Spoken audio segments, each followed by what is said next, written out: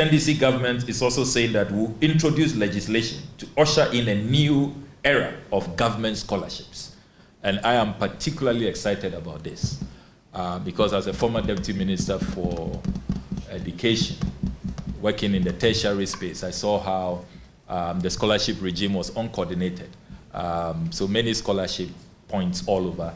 The presidency has one, under the scholarship secretariat you have the GMPC, you have Cocoa Board, you have Get Fund, and scattered all over the place. We are saying that for the first time in this country's history, we are going to have one legislation to coordinate scholarship, bring all of them in one pool, and align them to national development.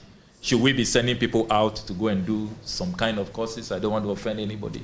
How does that really align with our national development? Where should we be? What are our human resource gaps in the next 5 years, the next 10 years, the next 15 years? What should we do? You go to our districts, they tell you critical shortage of various professionals, and yet our national scholarship regime does not align with those needs.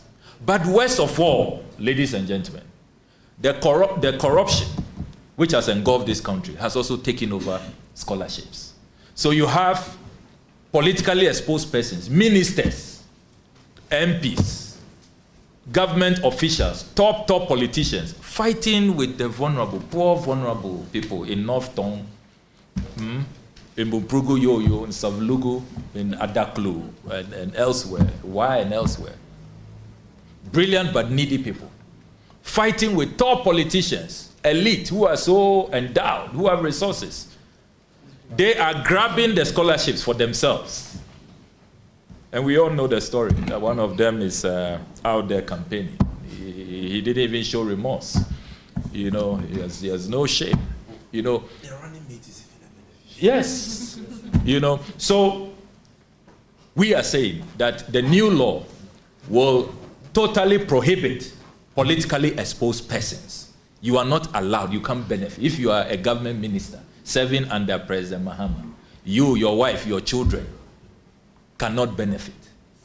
No appointee can benefit from scholarships. We are going to have a law and it will be clear.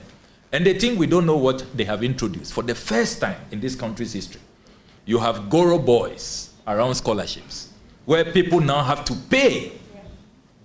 They come to us always. We get the petitions. We know in Parliament, the Chief Whip is here. We have been petitioned. Goro boys, if you don't pay, how can brilliant but needy people come up with 80,000, 100,000, 120,000 cities? I mean, the corruption, it has no limits. It has no conscionable levels. Even poor, vulnerable people, they are exploiting them. So we are saying that, look, enough of this madness. We are going to have a new law to regulate scholarships and make sure that the scholarships are reserved for the poor, the vulnerable, needy but brilliant, and those who are going to pursue courses that align with our strategic national development objectives.